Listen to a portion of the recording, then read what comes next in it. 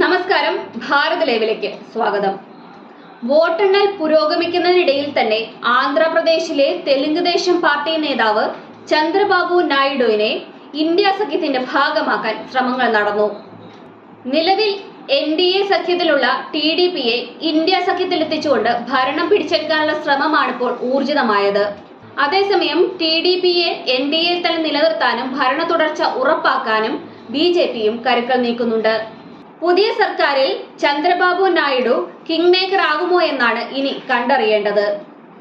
NDA സഖ്യത്തിലും Nitish കുമാറിന്റെ JDUവിനെയും ചന്ദ്രബാബു നായിഡുവിനെയും TDPയെയും പിടിച്ചു നിർത്തുകയെന്നത് BJPയെ സംബന്ധിച്ച് നിർണായകവുമാണ്. ഇതിനിടയിലാണ് ചന്ദ്രബാബു നായിഡുവിനെ ലക്ഷ്യമിട്ട് വാഗ്ദാനങ്ങളുമായി കോൺഗ്രസ് രംഗത്തെത്തുന്നത്. ആന്ധ്രാപ്രദേശിന് കോൺഗ്രസിന്റെ ഗ്യാരണ്ടി എന്ന പേരിലാണ് കോൺഗ്രസ് വക്താവ് ജയറാം രമേശ് എക്സിലൂടെ വാഗ്ദാനങ്ങൾ പ്രഖ്യാപിച്ചത്. ആന്ധ്രാപ്രദേശിന് പ്രത്യേക പദവി നൽകുമെന്നും 10 വർഷം മോദി ചെയ്യാതിരുന്ന കാര്യങ്ങൾ നടപ്പിലാക്കാൻ കോൺഗ്രസ് തയ്യാറാകുമെന്നും ജയറാം രമേശ് വ്യക്തമാക്കുകയുണ്ടായി.